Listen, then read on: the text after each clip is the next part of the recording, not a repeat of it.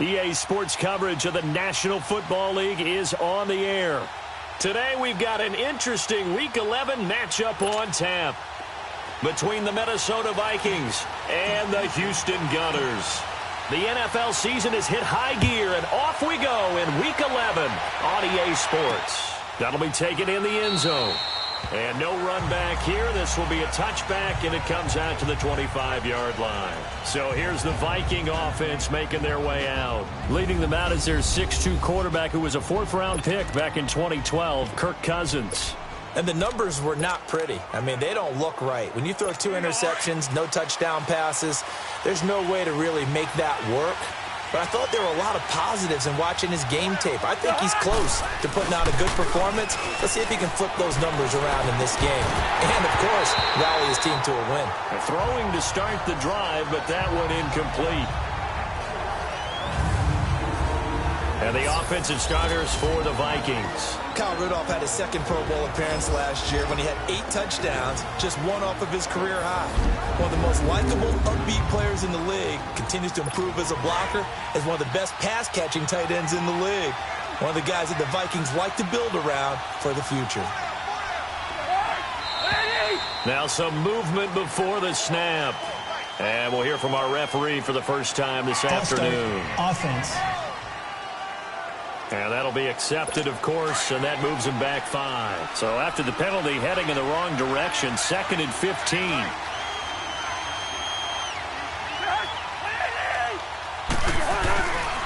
They run the counter with Cook. Gets this to the 24 for a gain of 4. Well, look now at our starting defense. They come into this one in the bottom half of the NFL against the run, number 19 overall. This is an area of the game that they definitely have to improve because right now, against the pass, top 10 in the league. But against the run, that's where the struggles have come in. Got to find a way to make sure they stop runners before they get started. Little trouble thus far on their opening drive as they come up on a 3rd and 11.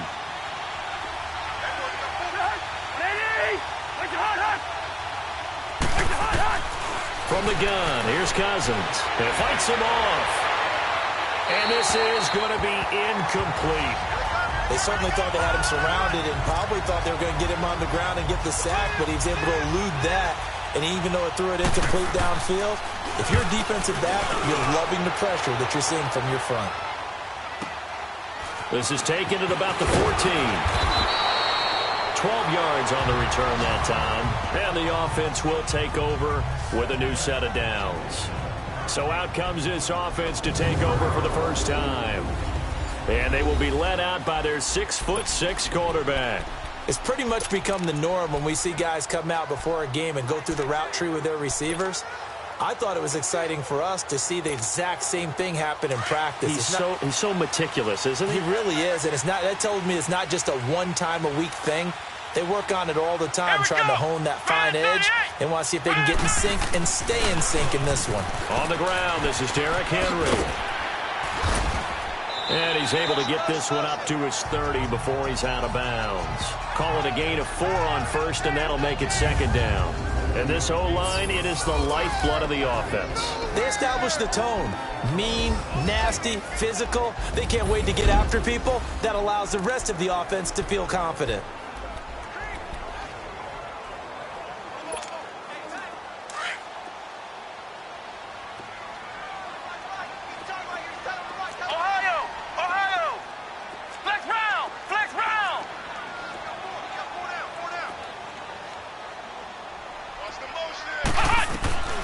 They'll set up a throw. Pressure coming from the Vikings, and they get there and bring him down. Kyle Van Noy in there to make the sack. He buries him for a loss of 10. They just gave up a sack there, and if I'm not mistaken, they gave up 4 last week, didn't they? Yes. And just looking really porous, aren't they? They really are, and I'm wondering if they're going to have to start thinking about keeping the tight end in, maybe a back, someone to help assist, because right now, the quarterback's been getting hit a lot in the last couple of games. Open man is Westbrook, complete. That one goes for 24 yards. They've got good playmakers on the offensive side of the ball. I don't know what happened last week to really hurt their performance and hold down their production, but I would dare say that this week in practice, there's a lot of talk about how they're going to increase their proficiency. Yeah, that was a good start getting the playmakers involved. You mentioned that to me pregame. That's what they did there. Yeah, I think a lot of people think the coaching staff really gets on them, and that's how they motivate them. Most of these guys are self-motivated. They have a lot of pride in their performance.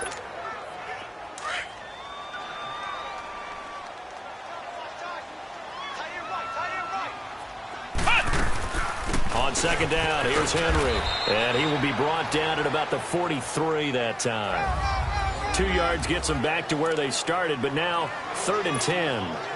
One thing to keep in mind, partner, especially in the second half, when you've got a running back of this size, of these dimensions, I can just tell you, attrition does set in for a defense because you're excited about hitting him in the first half. Maybe not so much in the second half, and some of these shorter gains turn into bigger runs later.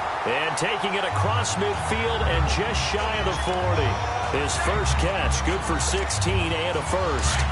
I don't believe that this opening drive is surprising to either one of us after the time we spent with the coaching staff and players prior to the game. What about you? Absolutely. Not only that, but that big article in the paper this morning about their philosophy on starting games like you're shot out of a cannon, and that's what they've done. Very methodical here on this first drive. Yeah, so many teams talk about that fast start. We're actually seeing it happen right here in front of us. But now the kicker. Can they cap it off by putting the ball in the end zone?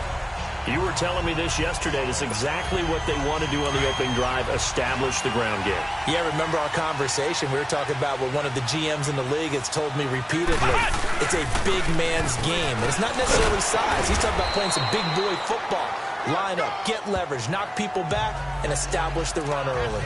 It'll be a pickup of 8 and a good first step there with 2nd and goal coming up. When you look at the geography we're staring at, this part of the field, don't you always think of big backs carrying the football, bruisers trying to pound it in? Instead, look at a little more of a scat back type, and he's trying to make it happen. Yeah, they went with the aloof. And he gets into the end zone. Touchdown, Houston. It's their quarterback. His 11th touchdown of the year. And his guys have taken a first quarter lead. That touchdown certainly a welcome sight. Remember, they were shut out last week. They talked to us about getting early momentum. Well, here you go in the opening quarter. You got to rebuild confidence because when you get shut out, I don't care how strong you are mentally, you've got to take a step back and say, okay, what just happened here? Because nothing that we were doing worked well enough to get into the end zone. And that's a nice confidence-building drive, one that puts it in the end zone to give them an opportunity. And no run back here. This will be a touchback, and it comes out to the 25-yard line. And out now come the Vikings. And still a lot of football to be played in this season. We're only in November. A lot can happen between now and January. But if it ended today, they would just be on the outside of the playoff picture looking in. So a lot to fight for. Yeah, and wasn't it interesting in our meeting with the coaching staff that they all made sure to let us know, we know where we are right now, but the playoffs don't start tomorrow. We still got some time.